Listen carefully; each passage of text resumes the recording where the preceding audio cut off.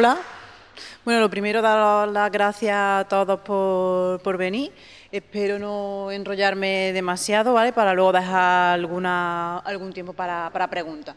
Bueno, voy a hablar de AutoML. AutoML son herramientas que nos permiten, por así decirlo, de una forma low code, realizar modelos predictivos o modelos con Machine Learning, que nos permite también democratizar el acceso a la inteligencia artificial. ¿Qué significa? Pues significa que cualquier persona que no tenga ni idea de inteligencia artificial, pues sea capaz de realizar sus propios modelos predictivos. También nos ayuda en las personas que son expertas en inteligencia artificial, como puede ser un data analyst, pues acelera los procesos de construcción de sus modelos, porque muchas de estas tareas las realiza de manera manual y con estas herramientas pues las automatiza. Bueno, ahora me presento un poco, bueno, como han dicho, soy Team Lead en Shaper, que pertenece a Admira. Admira es una empresa tecnológica que tiene varias sedes y tenemos un hub de conocimiento aquí en Córdoba. Y somos ya pues casi 100 socios. Y bueno, me acompaña Íñigo, que es el líder de la práctica del Data Analysis e Inteligencia Artificial de Shaper. Antes de entrar en la herramienta AutoML, vamos a hablar un poquito de la inteligencia artificial. La inteligencia artificial no es un término que sea nuevo, aunque ahora esté más de moda o lo escuchemos mucho, lleva ya muchos años, y es un área de la informática cuyo objetivo es que la máquina actúe como los humanos, siempre que esté relacionado con tareas que requieran inteligencia. Y la inteligencia es la capacidad de aprender, razonar, actuar y adaptarse. La inteligencia artificial tiene muchas disciplinas. Bueno, aquí mostramos unas cuantas, luego hay muchas más. La más importante es Machine Learning, que es la capacidad de la máquina de aprender de los datos. No le damos unos patrones, sino que la máquina aprende por ella misma. Dentro de Machine Learning existen tres tipos de modelos. Está el modelo supervisado, el modelo no supervisado y el modelo de refuerzo. Dentro del modelo supervisado le proporcionamos una historia. Con esa historia, la máquina es capaz de ofrecernos información. Por ejemplo, el caso más claro es en Netflix, cuando nosotros nos dicen la siguiente película, te recomiendan una película que tú quieras ver. Pues es porque Netflix pues, tiene los datos, la historia de todas las películas o series que tú has ido viendo y todas las películas y series que han visto todo el mundo. Entonces, si la gente que ha visto estas películas, la siguiente película a ver es esta, y realiza el modelo predictivo con la historia que le hemos proporcionado. Luego tenemos el modelo no supervisado, que es aquel al que no le proporcionamos una historia, sino que con los datos nos hace diferentes segmentaciones. Tenemos el caso más concreto, es de las redes sociales, que nosotros, pues cuando siempre, iniciamos sesión en nuestra red social, pues nos pone, quizás conozca a fulanito. Pues eso es porque nosotros nos meten en una grafo grande, nos dice, tú estás aquí, nosotros estamos la gente más cercana que tienes. En LinkedIn, por ejemplo, pues te recomiendan siempre a gente o que está en tu misma empresa o que ha estudiado en el mismo sitio que tú, que siga a las mismas personas. Y luego el modelo de refuerzo es aquel, decir antes que el modelo que más se usa, el 90% de los modelos que se usan es el supervisado. El de refuerzo, que apenas se usa, sobre todo es para empresas de videojuegos, que es que la máquina va aprendiendo por el error. O sea, inicia el videojuego, tira para la izquierda, el muñeco se cae, pues ya sabe que la próxima vez que inicie el videojuego no puede tirar para la izquierda, tiene que elegir cualquier otra dirección. Luego, el Deep Learning es un subconjunto dentro de Machine Learning y es bastante más complejo y son redes neuronales muy complejas. Las redes neuronales lo único que es simular las neuronas que tenemos en el sistema nervioso. ¿Qué es una neurona? Pues una neurona es, cuando tenemos un dato de entrada y un dato de salida, lo que hay es como una caja negra. Lo que hay dentro va en base a modelos matemáticos. Luego tenemos el procesamiento de lenguaje natural, que es que la máquina aprende del lenguaje humano, que esto parece ahora muy fácil con el tema de Alexa, los chatbots, parece que es fácil, pero luego es muy complicado porque el lenguaje humano pues, requiere muchas ambigüedades, requiere entender el contexto. Luego tenemos la disciplina de speech, que es lo mismo que en el caso anterior, solo que el caso anterior era texto y en este caso la máquina entiende el audio. Luego tenemos la planificación y optimización, que son modelos basados en planificación. Por ejemplo, en una empresa de más de 200 empleados, pues realiza cuadrantes para que sea el más óptimo, para que existan menos solapes. Luego tenemos la disciplina de sistema experto, que es cuando es un sistema que destaca en un dominio y en este caso si le metemos unas reglas, como puede ser un simulador de hipoteca, que tú en base a la información que le vas metiendo, con unas reglas que se le ha metido antes, pues te dice qué porcentaje de hipoteca te puede dar tu banco en el que estás realizando el simulador. Luego tenemos la parte de robótica, que todo el mundo estaba acostumbrado a verlo en la tele, ¿no? Que lo que intenta es que la máquina interactúe con el entorno físico. Y luego la parte de visión, que es generar imágenes. Vale, luego, la siguiente diapositiva va sobre datos, porque, vale, sí está de moda la inteligencia artificial, pero ¿realmente se está usando? ¿Las empresas están invirtiendo en inteligencia artificial o no? Pues sí, las empresas están invirtiendo en inteligencia artificial. De hecho, según un estudio sacado de IDC, la inversión anual que existe a día de hoy es el 26%, va incrementándose un 26% cada año. Luego, el 35% de las empresas lo usan la inteligencia artificial en su core de negocio y el 42% de las compañías están explotando la inteligencia artificial.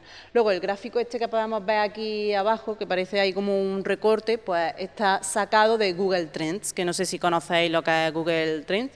Bueno, para quien no lo conozca, Google Trends es una web de Google donde te permite realizar búsquedas por términos y luego te muestra cuál es el volumen de búsqueda que ha tenido ese término.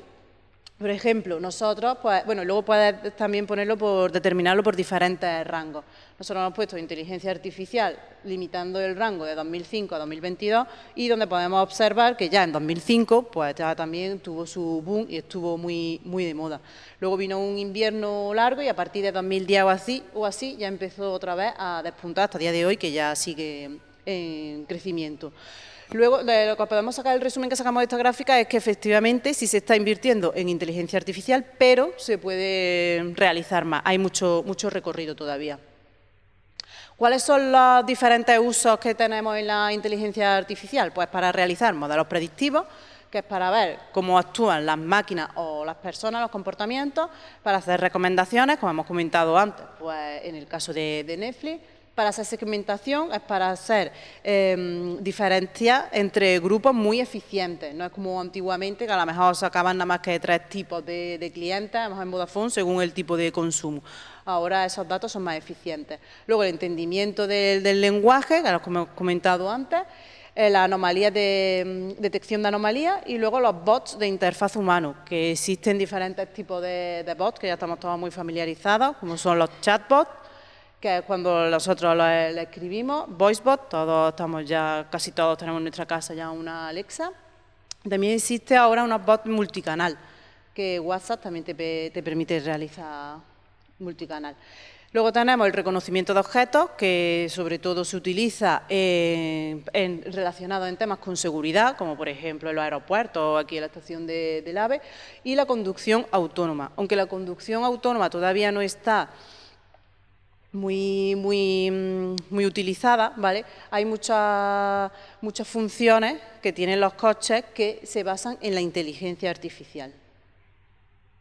¿Cuáles son los grandes retos a los que se enfrenta la inteligencia artificial? ¿Por qué las empresas todavía no terminan de realizarlo? Aquí nos basamos en un estudio de IBM del año pasado, donde el mayor problema es que las empresas encuentran la dificultad de encontrar talento, ¿vale? Que realmente sepa de este tipo de conocimiento. O sea, que aquí os animo, todo el que todavía esté a tiempo, que si puede reconducir su carrera, que se dedique hacia este ámbito, porque no le faltará trabajo casi seguro, ¿vale? Luego, el precio también es muy elevado, tanto de la infraestructura como de las herramientas. Luego no existe una metodología, o sea, un estándar para generar la inteligencia artificial. Lo más común es Python con librerías, pero no está estandarizado. Luego los proyectos son demasiado complejos y difíciles de integrar. Y luego también es súper importante que los datos sean eficientes y que sean buenos, porque si no, el modelo predictivo que nos va a dar pues va a ser muy malo, porque por ejemplo a veces los datos están duplicados o están incompletos, entonces eso nos hace que recibamos la información que realmente no queremos. Por todo esto para solventar todos estos problemas surgen las herramientas de AutoML. Y ahora ya mi compañero Íñigo va a seguir contando cómo estas herramientas ayudan en el día a día a las tareas que realiza el Data Science. Muy bien, gracias Pilar. Bueno, pues a ver, un poco como introducción lo que contaba Pilar, podéis quedaros con que el resumen es que la inteligencia artificial pues es un campo que no es nuevo, que lleva como de 1920 o 1910, o sea, esto ya casi nuestros abuelos podían haber trabajado en inteligencia artificial, pero que hoy en día pues tiene auge, pero tiene mucha complejidad. Y en la realidad, cuando en un proyecto una empresa quiere pues, hacer, por ejemplo, un modelo predictivo, y voy a poner un ejemplo para el resto de la charla. Soy un banco, imaginaos, soy un gran banco y quiero hacer un modelo predictivo que antes de dar un crédito me permita saber qué probabilidad hay de que este cliente me vaya a devolver el crédito, porque lógicamente intentaré dar crédito al máximo, pero a aquellos que no me lo vayan a devolver, pues no lo haré. Cuando este banco quiere hacer este proyecto, pues se encuentra una serie de dificultades, ¿no? Como por ejemplo las que comentaba Pilar.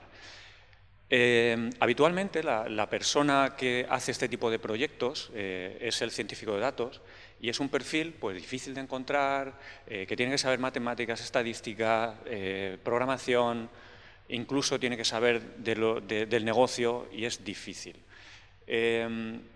Antes de hablar un poco de lo que es las herramientas de AutoML, lo que os quería contar es qué es lo que hace un científico de datos. O sea, para entender esta dificultad, os quería contar primero, bueno, que para hacer este modelo, vamos a hacer este camino de lo que sería hacer el modelo predictivo de pago de un crédito, ¿qué hace un científico de datos? Está aquí un poco resumido, pero voy a ir detallando un poco las distintas fases.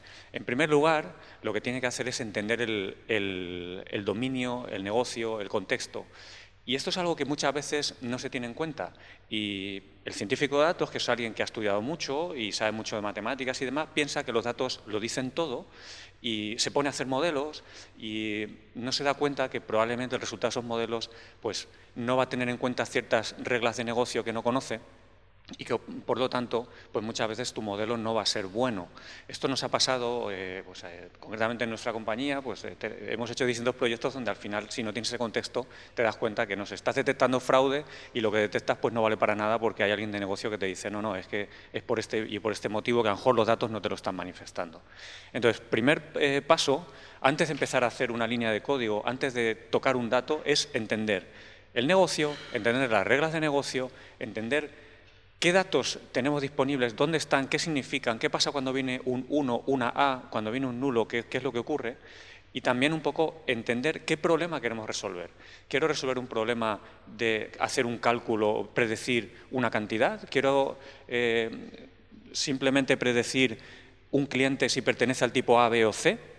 En función de cuál sea el problema y el entendimiento que tengamos de él, tendremos que utilizar unas técnicas u otras. Entonces, este paso, que es complejo porque requiere habitualmente muchos años de aprendizaje y enfrentándote a un problema, es algo que muchas veces no se tiene en cuenta. Siguiente fase, ya una vez que somos expertos en el negocio, los datos, las reglas, etcétera, es el recoger los datos, porque los datos habitualmente no los tienes aquí, guardas en un pendrive. Habitualmente, sobre todo, imaginaos si sois un gran banco, los datos están repartidos por diferentes sitios. Una vez que has identificado dónde están los datos, te los tienes que traer. Y eso requiere pues, un proyecto de tecnología, un proyecto de integración de datos. A ciertos datos iré pues, mediante pues, una ETL, un sistema de ETL, un sistema de integración. A por otros datos pues, no queda más remedio que hacer una descarga manual. Y todo ese proceso es al final un proceso que es verdad que muchas veces, sobre todo en proyectos complejos, hace otro tipo de personas, que es el ingeniero de datos, pero que requiere una labor, vamos a decir, bastante densa y bastante pesada. Y aquí lo que se hace, pues desde una integración técnica, un almacenamiento o la disponibilización de los datos para que ya el científico de datos los pueda utilizar. Una vez que ya tenemos esa parte resuelta, tenemos los datos, vamos a decir, guardados aquí en mi pendrive o en mi plataforma de almacenamiento, lo primero que ya empieza a trabajar el científico de datos ya, una vez que tiene los datos, es con la preparación del dato. Y esto es algo que no es cualquier cosa. Se dice, ¿no?, que el 70% del esfuerzo de un científico de datos para hacer un proyecto es aquí, en la preparación del dato. Y yo muchas veces hago el símil de que esto es como si te vas a cenar y el taxi te cuesta, o sea, te has gastado 100 euros por la noche y el taxi te ha costado 70, que es como, pues vaya ruina de cena, ¿no? Pues más o menos es eso. El científico de datos se tira mucha parte de su tiempo haciendo la preparación del dato. ¿Y qué se hace en la preparación del dato? Bueno, pues por ejemplo, manejar los mission values, que son aquellos datos que te llegan vacíos. ¿Qué ocurre si estoy haciendo el sistema de predicción de crédito y estoy teniendo, por ejemplo, uno de los datos que me llega es el salario de una persona y me aparece vacío? ¿Qué le pongo? El salario mínimo interprofesional, le pongo el salario medio de todos los demás, me cargo ese registro. Esa gestión, por ejemplo, es algo que debes hacer, porque si no tu modelo va a estar, vamos a decir, no va a ser limpio, va a tener ineficiencias. Aquí hay algo que suele decir mucho, que es garbage in, garbage out. Si le das datos basura, pues tu modelo es basura. Pero no solo haces la gestión de los missing values, tienes que manejar los outliers, porque, por ejemplo, cuando haces un análisis de tus datos te das cuenta que hay gente que a lo mejor, hay uno que viene con un salario de 50.000 millones de euros. Probablemente es porque se ha equivocado alguien al meterlo a mano, ¿no? Y los céntimos pues los ha puesto como si fuesen enteros y entonces pues puede adulterar tu modelo. Y tienes que hacer una gestión con los outliers. Los quitas, los dejas, le doy un valor estimado, ¿qué es lo que hago con ellos? Porque al final, si no, igual que los missing values, es algo que es importante para que el modelo funcione bien.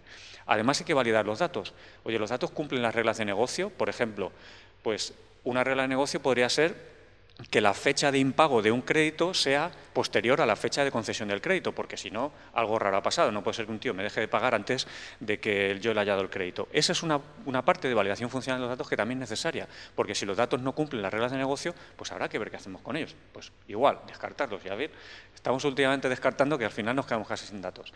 Y además de eso, pues hacer otra serie de actividades que, bueno, pues aquí vienen enumeradas en la diapositiva, pero tampoco me voy a enrollar, pero quedaos con que en esta parte un científico de datos gasta mucho tiempo.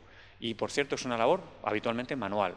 Hay ciertas herramientas que ayudan, herramientas de data quality, pero herramientas que al final, bueno, que te deja mucho para hacer manualmente.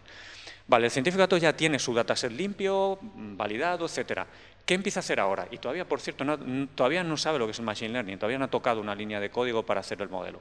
Pues lo siguiente es hacer un análisis exploratorio de los datos. Es decir, ¿qué es el análisis exploratorio? Pues ver qué pinta tienen los datos, hacer una cata de los datos y ver, pues, me han llegado, qué datos me llegan edades de personas, qué distribución tienen las edades de las personas. Me lo está pidiendo los créditos gente joven, gente mayor, tengo mucha dispersión en los datos y habitualmente se hace primero un análisis, vamos a decir, individualizado de cada variable, en los que se ve pues medias, dispersiones. Bueno, al final sacas un pequeño diagnóstico de cada una de las variables para empezar a entender qué te están diciendo los datos. Luego se suele hacer un análisis multidimensional o multivariable en el que se empieza a ver relaciones entre distintas variables muy orientadas, por ejemplo, a entender qué variables son redundantes. Por ejemplo, fecha de nacimiento y edad. Bueno, pues si hago un análisis multivariable y veo fecha de nacimiento contra edad, veré que están directamente relacionadas. O a lo mejor, no sé, categoría profesional con salario. Pues sí, también pueden estar relacionadas. Con lo cual, me va a permitir después, a lo mejor, simplemente quitar una de las variables, porque no me aporta más información que la otra. Y habitualmente para este tipo de ejercicios se suele hacer mucho análisis, mucho análisis gráfico. Al final es más fácil ver una gráfica, ¿no? Una imagen vale más que 1000 palabras, es más fácil, más que sacar una rejilla de datos, ir analizando con distintas gráficas. Eso es lo que es el análisis exploratorio.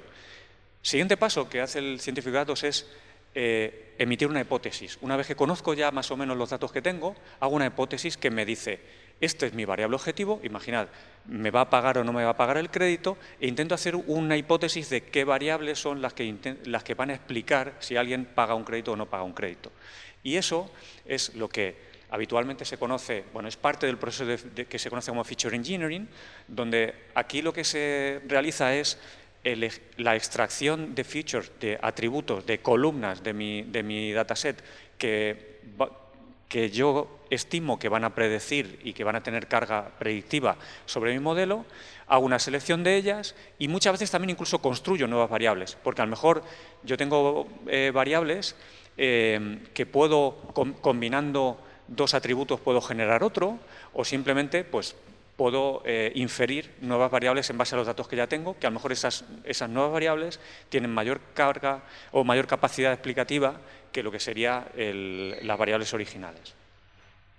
Y una vez que ya tiene esa hipótesis hecha, vuelve a su dataset y lo que va a hacer, que es histórico de, vamos a decir, de créditos que el banco ha dado durante los distintos años, y hace un juego que se conoce como el data split, que básicamente consiste en que del 100% de los datos hay una parte de los datos que los voy a dejar para entrenar el modelo. Es decir, al final un modelo es, vamos a hacer una ecuación matemática, simplificando mucho, una ecuación matemática que se va a generar en base a un histórico de datos. Pero no le voy a dar todos los datos, sino que me guardo, vamos a decir, dos subconjuntos de datos, aquí simplemente estimo un 20% o un 10%, evidentemente esto varía en función del caso de uso, que me va a permitir, cuando yo haya hecho mi modelo, lo voy a entrenar solo con un 70% de los datos, por ejemplo, y yo luego lo voy a evaluar con unos datos que yo no le he enseñado al modelo, con lo cual el modelo no ha podido aprender de ellos, pero que son datos que yo conozco, y así voy a poder inferir si el modelo tiene un buen desempeño o no. Y de hecho me voy a guardar otro 10% o X adicional, un conjunto pequeño, para incluso, si luego voy a hacer cierta configuración de parámetros o voy a combinar modelos, me va a permitir incluso evaluarlo con datos que no han visto ningún modelo, ni siquiera en etapas anteriores. Esto es algo que puedo utilizar distintas técnicas para ver cómo elijo los datos y, de hecho, es algo bastante importante porque esta es una etapa en la que habitualmente se produce un sesgo en los datos. Imaginad, bueno, pues lo que voy a hacer es dividir el 70% de los datos, entonces voy a coger los mayores de 25 para arriba para entrenar y los menores de 25 para evaluar. Pues tu modelo va a tener un sesgo porque el comportamiento de los mayores de 25 no va a ser igual de los menores de 25 años.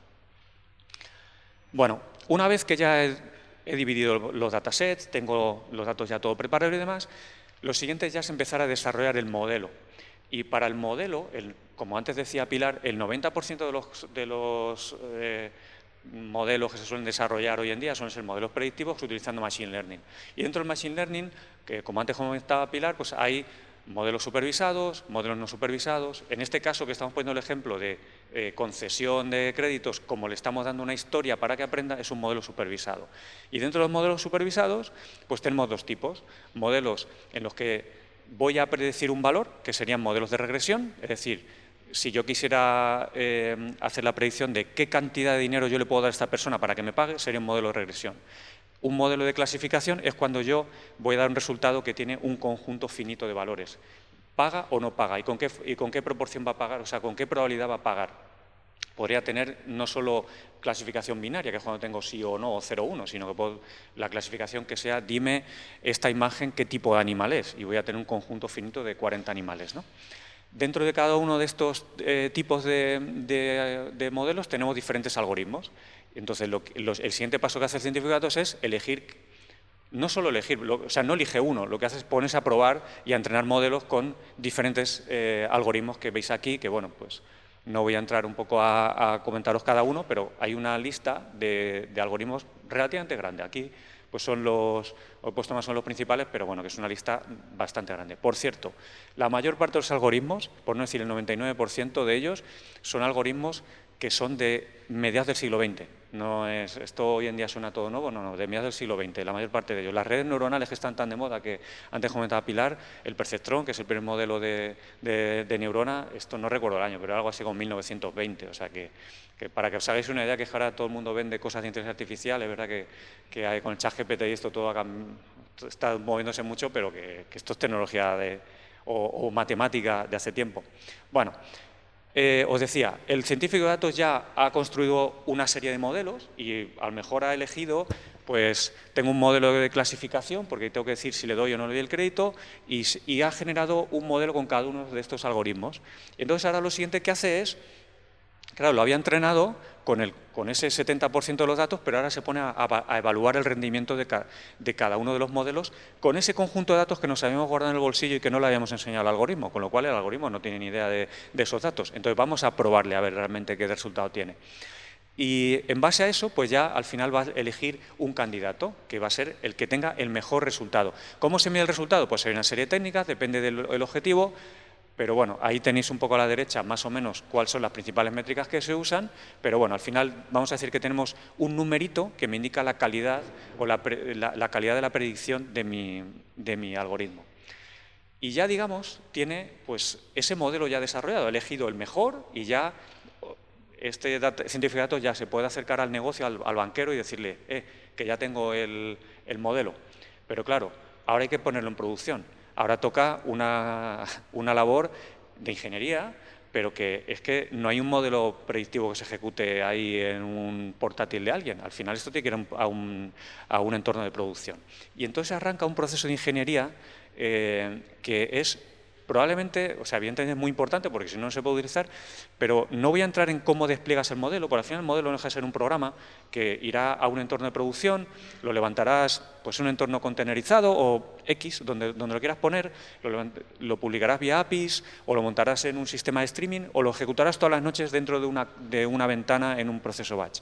Pero una parte muy importante, una vez que el modelo se está utilizando, es la parte del gobierno del modelo. Porque pensad que, por ejemplo, los modelos cambian en cuanto al rendimiento. Hoy estoy entrenando un modelo de predicción de crédito en una situación de bonanza económica, imaginaos que estuviéramos en bonanza económica, pero mañana viene una crisis y resulta que este modelo pues empieza a fallar. Y resulta que a lo mejor el autónomo que tenía unos ingresos de 5.000 euros al mes, antes pagaba bien su crédito, pero ahora en esta situación, imaginaos por ejemplo con el COVID, que antes un tío de un bar, de un restaurante, antes del COVID, pues podría pagar muy bien el crédito, pero fijaos lo que cambió la situación con el COVID, ¿no? Entonces, la parte de gobierno es muy importante cuando estamos desarrollando inteligencia artificial porque tengo que estar continuamente validando, evaluando el modelo y viendo si su desempeño sigue siendo correcto, ¿no? Y esto es algo que, bueno, pues que se ocupan áreas diferentes al científico de datos, pero que es muy importante también tener en cuenta. Entonces, al final de todo este proceso, os he dicho, bueno, pues hay una serie de etapas y muchas de ellas son manuales. El científico de datos tiene que ponerse ahí manualmente a ver los modelos uno a uno y con Python o con el lenguaje que sea se tiene que poner a entrenar, evaluar. Por cierto, mientras está entrenando el modelo, pues se tira ahí un montón de horas a veces, depende del volumen de datos, con lo cual, ¿qué hace el científico de datos? Bueno, tomar café, muy bien, pero al final es una labor relativamente manual. Y además es necesario que el científico de datos pues, sea un tío que sepa muchísimo de Machine Learning, fijar la cantidad de modelos, que entienda de los datos, que sepa hacer de todo. Entonces surgen las herramientas de AutoML, que por cierto no son nuevas, más o menos surgen en el año 2015, pero ahora están bastante de moda. Las herramientas de AutoML son herramientas que nos permiten que alguien que no tiene un conocimiento del Machine Learning o de la programación importante, sea capaz de generar un modelo predictivo. Es decir, que el banquero, en lugar de darle el trabajo al científico de datos, que por cierto no tendrá ni puñetera idea de cómo funciona un crédito, él sea capaz de coger, vamos a decir, dándole siguiente, siguiente, siguiente, vamos a simplificarlo, y que sea capaz de generar su propio modelo. Evidentemente esto es una locura porque tiene que tener una serie de contraindicaciones, pero ese es un poco el objetivo.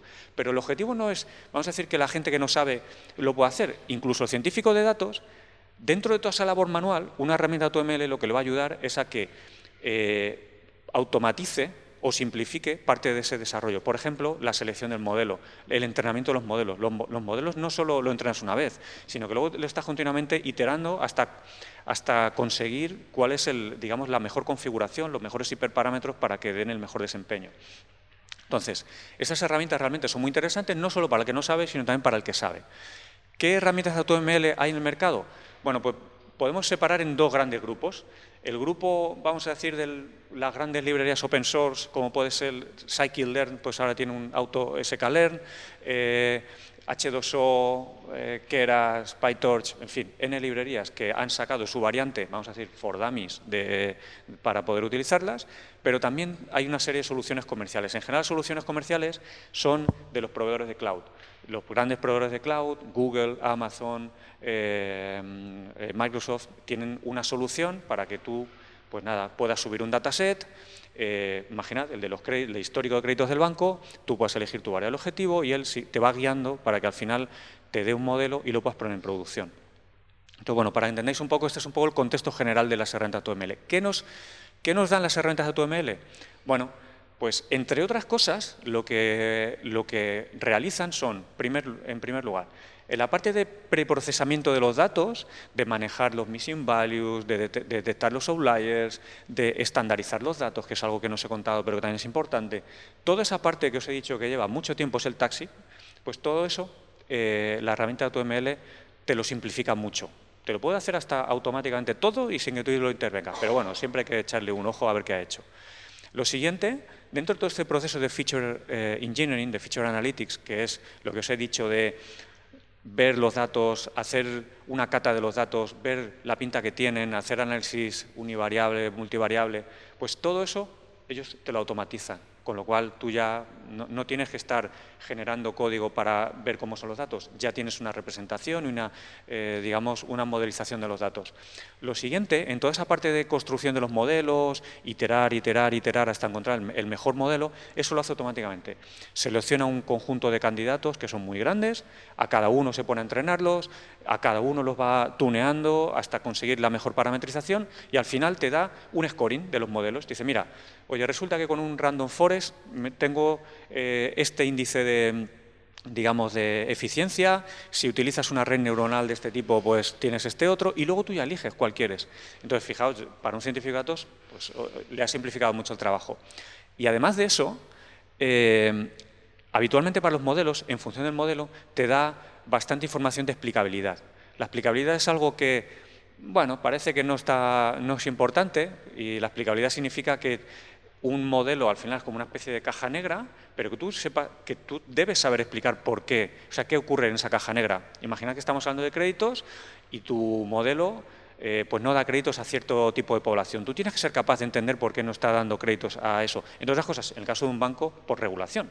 Pero si en cualquier otro ámbito es necesario, de hecho hay una regulación europea que está ahora trabajándose en este punto para que todos los modelos deben ser explicables. Tú no puedes poner un modelo en producción de caja negra que diga si a una persona le das un crédito o no le das un crédito y decirle, no te doy el crédito porque la caja negra no ha querido. Tú estás obligado a entender ese resultado por qué es. Entonces, estas herramientas de AutoML ofrecen también muchas características para explicabilidad, para entender ese modelo que te ha ofrecido, poder tú saber qué es lo que está haciendo.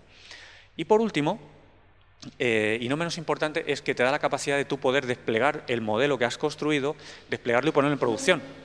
De manera que tienes todo el flujo. Al final vas a poder lanzar un servicio que atienda a las peticiones y que esa solicitud de crédito lo ejecute en tiempo real. En resumen, las herramientas de AutoML, dentro de este proceso que os decía, dentro de este camino que hace un científico de datos, nos ayudan mucho en los puntos que veis en verde, bastante en los puntos que veis en amarillo, pero hay un punto en el que ahí seguro que no ayudan, que es la parte de entendimiento del negocio. Esa parte que os decía es la que muchas veces nos dejamos de lado, esa parte evidentemente va en la experiencia de cada uno. Por resumir, principales beneficios que tiene una herramienta de AutoML son, en primer lugar, que permite democratizar el acceso a la inteligencia artificial o al machine learning.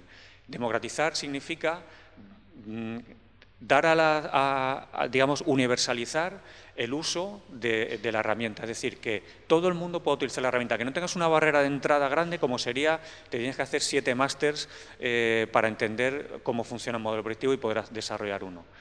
Segundo beneficio, eficiencia. Incluso aunque tú seas un científico de datos de estos que va levitando de lo bueno que es, incluso te ayuda, porque hay ciertas labores manuales que tú vas a poder hacer. Aunque os abro un paréntesis, en general los científicos de datos muchas veces piensan que aquí, o sea, que no son, digamos, muy favorables a utilizar herramientas de AutoML, muchas veces por decir, es que esto lo hago yo. Bueno, deja que te ayuden. Y por último, como principal, vamos a decir, beneficio, es la capacidad de industrialización. Uno de los problemas típicos que tienen las grandes organizaciones es que tienen muchos modelos de Machine Learning en producción, pero cada modelo está muchas veces desarrollado de una forma diferente, con la herramienta A, la librería B, con el lenguaje C, y tiene un popurrí de un ecosistema muy grande de soluciones, y una herramienta de AutoML te permite estandarizarlo y que todo el mundo al final esté utilizando el mismo patrón. Ahora bien, como hay ese proverbio de todo gran poder tiene una gran responsabilidad, que por cierto no es de Spiderman, Hay una serie de retos que es importante tener en cuenta cuando sobre todo en una gran corporación, va a utilizar una herramienta AutoML. En primer lugar, aunque vamos a decir que son herramientas for dummies, es necesario que tengas, al menos conozcas la base de lo que está haciendo la herramienta y sepas, por ejemplo, qué es un modelo Machine Learning, cómo funciona, qué tipos de algoritmo hay, cómo evalúas, porque claro, si tú no sabes cómo se evalúa un algoritmo, ¿cómo vas a decir cuál es el bueno? Solo el que te pone el número mayor, pero a lo mejor ese número mayor no dice todo. Entonces, hay una cierta base que es necesario tener. Eso sí, no tienes que ser el súper científico que ha hecho 7 papers, tienes que tener un poco la base. Segundo, en todo este proceso hay que ayudar a la gente, hay que mentorizarla. Por ejemplo, ayudándoles a detectar sesgos en los datos. Imaginad que mis datos de entrenamiento, por lo que sea, porque soy un banco muy focalizado a, no sé, a rentas altas, mi modelo se centra en dar crédito a las rentas altas y no a las rentas bajas. Pues eso son cosas que tienes que ayudar a las personas a que no ocurran sesgos cuando utilizan una herramienta AutoML. Las herramientas AutoML no son libres de... o sea, no van a generar ni más sesgo ni menos sesgo. Bueno, yo diría que algo menos de sesgo, porque el sesgo humano, ellas no lo tienen, son máquinas. El sesgo humano todos lo tenemos. Como científicos de datos, cuando formulamos una hipótesis, muchas veces asumimos la realidad de una manera que no siempre es la real. Otro reto que tienen estas herramientas es que hay que auditarlas y no vale, porque imaginad si le estamos dando a una persona de negocio, por mucho formación que le hayamos dado, la capacidad de lanzar un modelo y que se ejecute en producción y que dé créditos, pues tendremos que también auditarlo y controlarlo. Y nada más, era un poco lo que yo os quería comentar, que entendáis un poco qué es lo que hace un científico de datos y qué son las herramientas AutoML, y a partir de aquí, pues si tenéis alguna duda, levantáis la mano.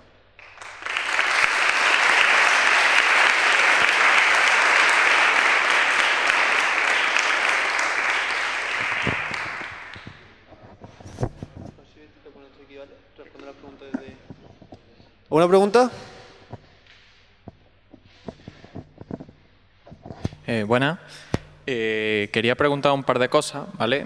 Poniéndonos desde el punto de vista ya de un data scientist, sabe hacer todo el proceso, ¿en qué momento utilizaría el AutoML para ayuda? Y cómo podría terminar de confiar en el AutoML, ya que sigue siendo una máquina y puede dar falsos positivos o máximos relativos. A ver, en general, el científico de datos, digamos, un científico de datos entregado a la causa del AutoML, que por cierto, yo no es que sea aquí un político que venga con esta causa, aunque con el atril lo parezca, donde sobre todo va a encontrar valor en una herramienta AutoML es en aquel proceso que le lleva mucho tiempo y que es manual. Por ejemplo, toda la parte de preparación del dato, en toda la parte de análisis exploratorio de los datos. El científico de datos dedica mucho tiempo a entender cómo son los datos y a, por ejemplo, detectar los outliers. Y para eso pues tiene que empezar a analizar los datos con distintos cortes. Todo eso se lo va a dar la herramienta automáticamente y ahí valor tiene seguro. Luego, en toda la parte de lo que es el entrenamiento, la evaluación de los modelos, también lleva mucho. Es algo que también le lleva muchísimo tiempo, no tanto como la parte del dato, pero lleva bastante. Y ahí encuentra valor seguro. Ahora bien, ¿cómo se va a fiar el científico de datos de que este valor es bueno y si él lo hiciera a mano le iba a dar el mismo dato? Pues ahí te lo va a dar un poco la experiencia. Nosotros, por ejemplo, hace un tiempo hicimos un benchmark en el que pusimos a trabajar algún científico de datos con un dataset y luego una persona con una herramienta AutoML y bueno, en este caso eran varios ejercicios y evaluamos quién da un mejor modelo. ¿El científico de datos, vamos a hacer un científico de datos bueno o una herramienta AutoML? Los resultados eran similares. Es verdad que la persona que utilizaba la herramienta AutoML era alguien con un conocimiento previo, no era mi abuela haciendo esto, pero digamos, sirvió para que, por ejemplo, nosotros nos sintiéramos confortables a la hora de poder utilizar estas herramientas. Ya digo, no le das a la máquina que haga el ciclo completo, pero sí que en esa parte nosotros que somos una empresa especialista en data, que no somos, o sea, que hacemos proyectos de data y de IA, lo que vimos es que aquí tenemos una capacidad de aceleración muy rápida. El proyecto que antes tardábamos 6 meses, ahora podemos tardar 3 a lo mejor, porque el AutoML nos ayuda. Vale, y con vuestro permiso, otra cosa más. ¿El AutoML también recoge cuando hay lógica de negocio que se representan los datos? Ahí no solo el AutoML, o sea, esto es un problema, vamos a decir, más genérico. ¿Los datos recogen las reglas de negocio? Sí, o sea, a ver, el problema sigue siendo el mismo para un humano que para una máquina. Lo que es verdad es que la herramienta AutoML es agnóstica y ella no va a interpretar los datos de una manera o de otra. Y nosotros muchas veces como humanos pues sí que hacemos ciertas interpretaciones. Entonces, en ese sentido, no hay diferencia, humano-máquina es lo mismo, y la experiencia te puedo decir que habitualmente cuando el volumen de datos es grande, si tienes una riqueza de datos grande, pues habitualmente tienes todos los patrones, toda la lógica la tienes metida en los datos.